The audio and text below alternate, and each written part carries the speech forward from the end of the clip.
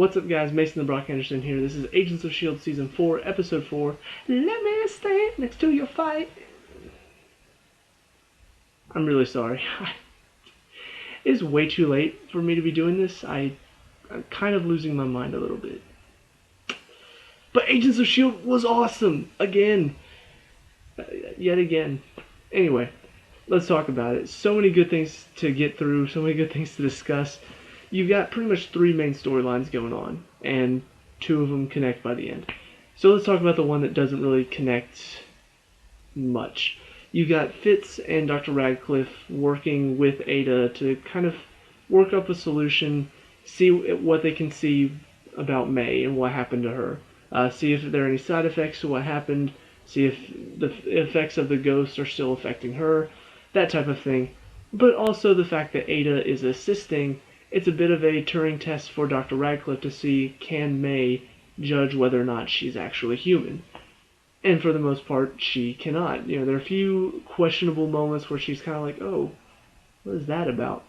But she ultimately doesn't figure it all out. So, very interesting that she wasn't able to see. It's kind of weird that in all of this, she can't see it, but for some reason Simmons walks in and she's just like, oh yeah, she's AI. She's like, wait, how did you know? How? How did you realize that? But yeah, ultimately that is what this is all setting up. It's kind of like, okay, they're testing to see if she can tell. She can't. I feel like it may be because she's in a slightly altered state, having just come back to life from being, killed. But the big drop moment of this is, of course, whenever Simmons comes in. She sees Coulson and May talking to Ada. And at first I was kind of like, please don't let this be like a jealousy thing where she sees Fitz and then Ada there, and Ada's like really beautiful, and she's just like, oh, she's beautiful. I can't believe Dr. Radcliffe has been working on this so much. It's just like, wait, you know that she's a robot? And then all of a sudden it starts to click, like, she knows. And the reason Fitz didn't want to tell her is because she can't lie to the director. She has to take a lie detector test.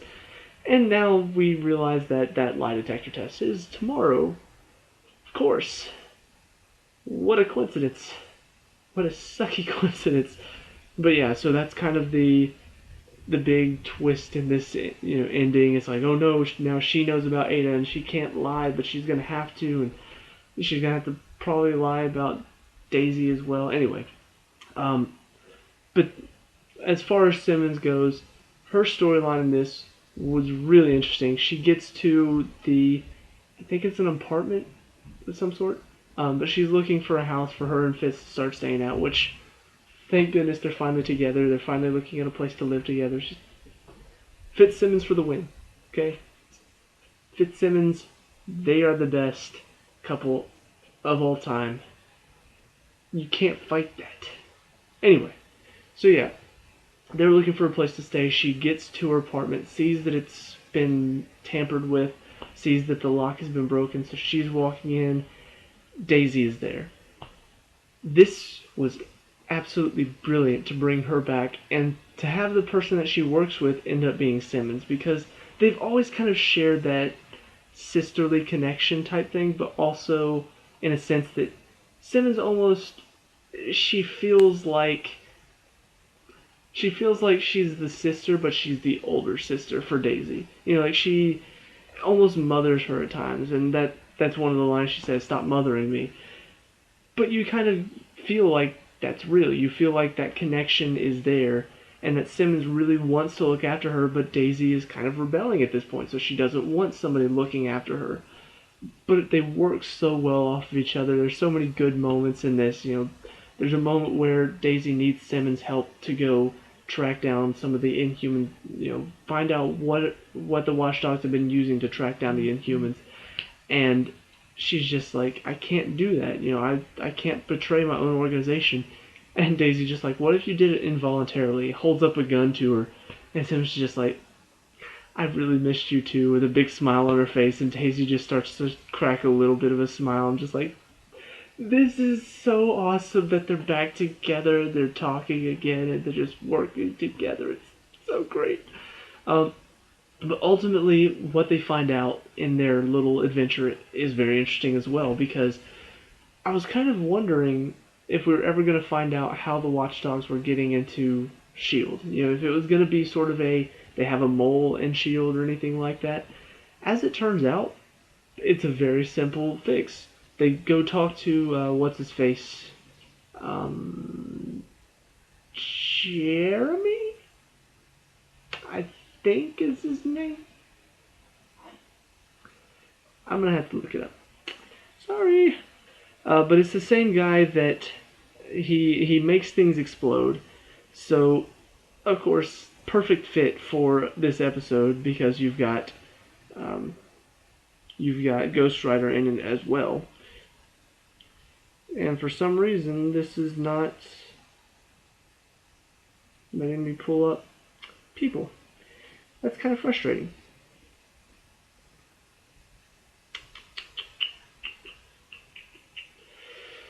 So, yeah, no, I can't find him. It's kind of frustrating. James. I knew it was a J. I was very close. I should have known it was James. Okay, so they go find James and find out that he's actually the one working with the Watchdogs. They've been tracking his bracelet, he's been letting them track it because he actually hates himself and all Inhumans. So it's kind of interesting to see that one of the Inhumans actually hates other Inhumans as well as himself and wants all of them to die. It's kind of strange. But at the same time, I do understand it because of what happened with Hive. You know, he was mind controlled by Hive. He didn't like being mind controlled by Hive. And now he feels like they're an abomination, and because of his powers, he feels like I'm an abomination too. So, very interesting little twist thrown in there. I like the fact that they did bring him back because of this. Um, and, you know, he is kind of a fun character to have in there. He's a bit of a douche, but he's a fun douche. He's not one of the idiots that just kind of weigh down the episode and make you feel like, oh, this guy again. You do want to see more of him, just because he has funny lines. I mean, come on, it's James. Before we get to the end of that one, though, at the same time we have Coulson and Mac. They go to Robbie's uncle in prison to try to find out more about these ghosts. While they're leaving, Robbie is pulling in, so they take Lola, chase after him, and then finally stop him and capture him. Well, Coulson realizes that Robbie is chasing the same thing they are, so he decides, let's work together. So they get the information out of his uncle, but while that's going on, the stuff with James is going on as well. You know, they get the signal that Daisy knocked off his wristwatch, so they go to where they are. And ultimately, Robbie gets there just in time.